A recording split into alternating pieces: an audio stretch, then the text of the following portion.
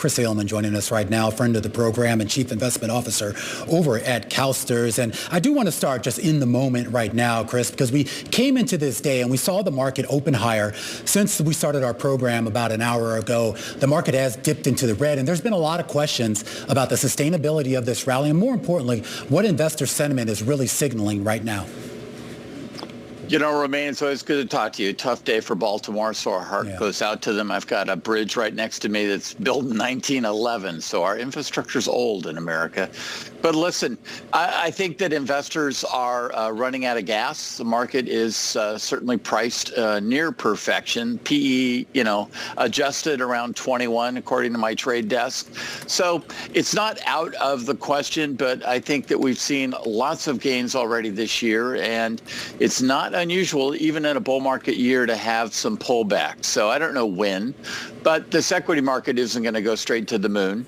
So yeah, I think that we should have some slow periods. Seems like we're in one this week as we wait for inflation. Hey, Chris, we were talking earlier to Stuart Kaiser over at Citi about, do you do stocks or do you do bonds? Like, yeah, if you want the straight up income play, maybe you want to buy the long end. But in terms of price appreciation, that's really a stock play. What say you? Alix, I'm going to play off your earlier comment, a family joke of ours. Is it Twizzlers or licorice? The answer is yes. It is stocks and it's bonds. We're going to do both. And we are both, so I'm going to play off Larry Fink's letter that's coming out on retirement in America. America needs to have a balanced portfolio. And that, when the equity market runs like this, that's when people need to take some profits and actually rebalance. Bonds have a yield. You can actually make a decent return out of a bond portfolio. And I think it is time for people to have some bonds. Not 100% of one or the other. The answer is and. Yes, I want both. I want bonds and I want equities.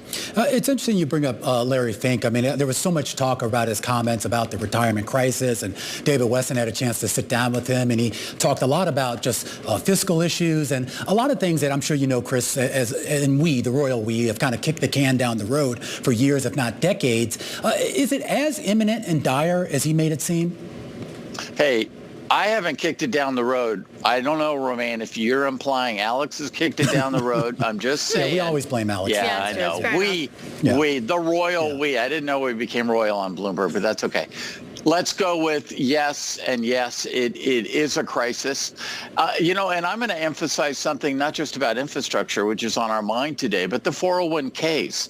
Obviously, I'm a defined benefit plan. I believe in mixing together all the liabilities. And as Larry points out, longevity is a serious risk. At CalSTRS, we have over 400 retirees that are over 100 years old, still getting a pension. So I understand the longevity risk, and I think that 401ks, we have a real serious risk of the baby boom running out and outliving their money. And we should point out, this is a global phenomenon, and we only have a couple minutes left, Chris, but I want to get your thoughts about that shift in pension investments, the idea that we went from those sort of defined payment plans to more of a contribution plans, and for some cases, no plan at all. You're just on your own. How much of that maybe led to the comments that we heard from Fink today? Well, it's that, and in the backdrop is Social Security. It's not exactly in good footing as the baby boom, my generation, starts hitting into it.